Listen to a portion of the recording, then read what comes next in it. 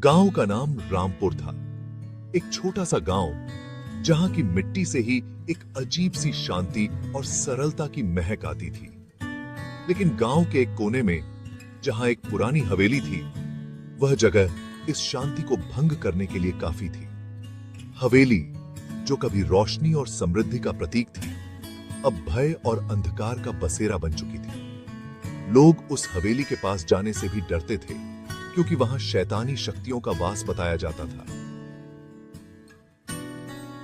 हवेली की खिड़कियों से कभी कभी अजीब सी परछाइयां दिखती थीं, और रात के सन्नाटे में वहां से रोने और हंसने की आवाजें आती थीं।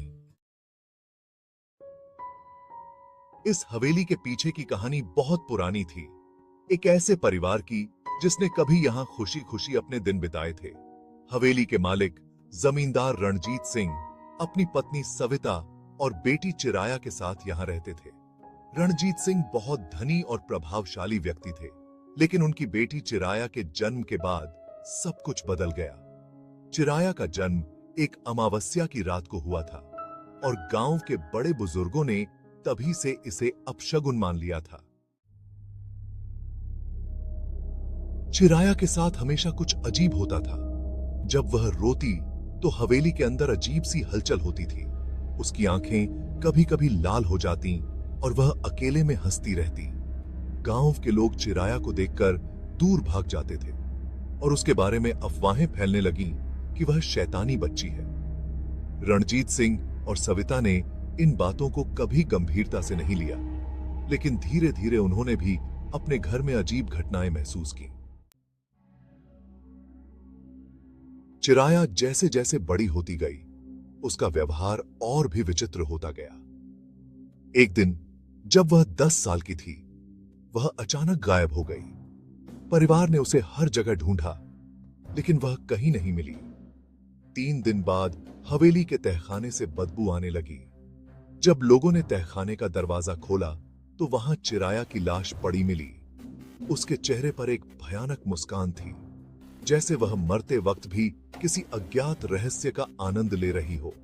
उसके शरीर के चारों ओर अजीब निशान थे, जैसे किसी ने उस पर काले जादू का प्रयोग किया हो। इस घटना के बाद रणजीत सिंह और सविता ने हवेली छोड़ दी और गांव से दूर चले गए। लेकिन हवेली के बारे में डरावनी कहानियां और बढ़ने लगीं। लोग कहते थे कि चिराया की आत्मा अब भी वहां भटक रही है, और वह उन सभी को अपने साथ खींच लेती है जो हवेली के अंदर जाने की हिम्मत करते हैं। समय बीतता गया और हवेली वीरान होती चली गई। एक दिन गांव में एक नया परिवार आया। शर्मा परिवार, जो शहर से गांव में बसने के लिए आया था, ने गांव के बाहरी इलाके में एक घर खरीदा। परिवार में 4 लोग थे: रमेश शर्मा, उनकी पत्नी सुनीता, बेटा राहुल और बेटी प्रिया। यह परिवार बहुत खुशमिजाज और मिलनसार था।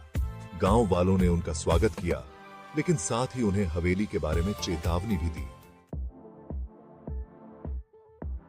गांव में कुछ ही दिनों बाद एक त्योहार था, और बच्चे अपने दोस्तों के साथ खेल में मग्न थे। उसी दौरान राहुल के कुछ दोस्त हवेली की ओर जाने लगे। वे साहसी थे और हमेशा रोमांच की तलाश में रहते थे। राहुल ने उनसे पूछा, तुम लोग कहां जा रहे हो?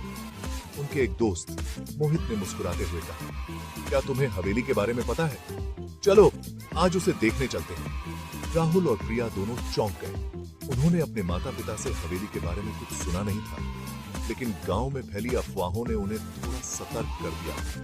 फिर भी राहुल ने मोहित का साथ देने का निर्णय लिया। प्रिया भी उनके साथ जाने की जिद करने लगी। मोहित और उसके दोस्त हवेली के पास पहुंचे और खिड़की से अंदर झांकने लगे। अंदर का दृश्य बहुत ही डरावना था। अंधेरा, सन्नाटा और हर तरफ जाले फैले हुए थे। मोहित ने खिड़की को धक्का दिया और वह अपने आप खुल गई। यह देखकर बच्चे चौंक गए, लेकिन उत्सुकता के मारे वे अंदर घुस गए। हवेली के अंदर घुसते ही बच्चों को एक ठंडी हवा का झोंका महसूस हुआ।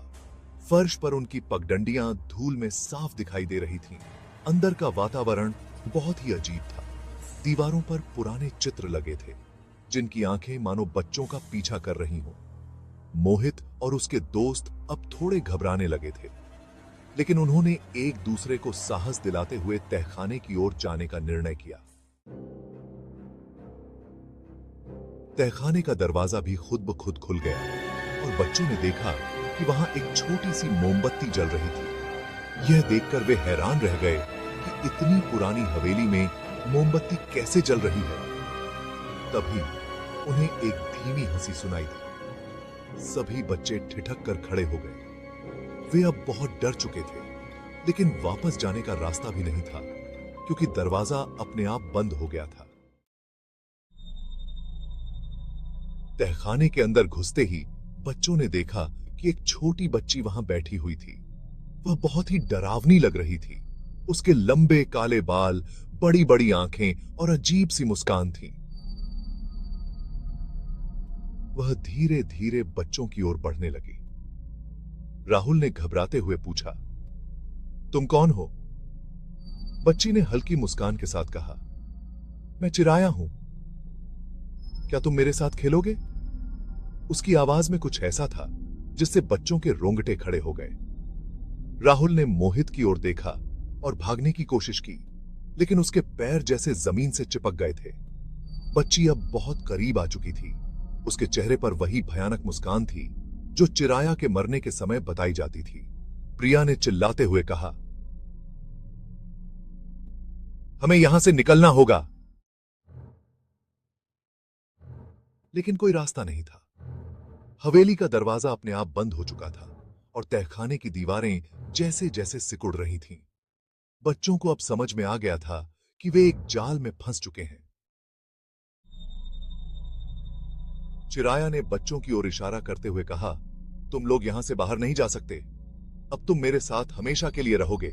उसकी आंखों में एक अजीब सी चमक थी। जैसे ही उसने हाथ उठाया, बच्चों को ऐसा महसूस हुआ जैसे वे हवा में उड़ रहे हों। तहखाने की दीवारें अब और भी करीब आ चुकी थीं और सभी बच्चे चीखते हुए हवेली के अंदर समा गए।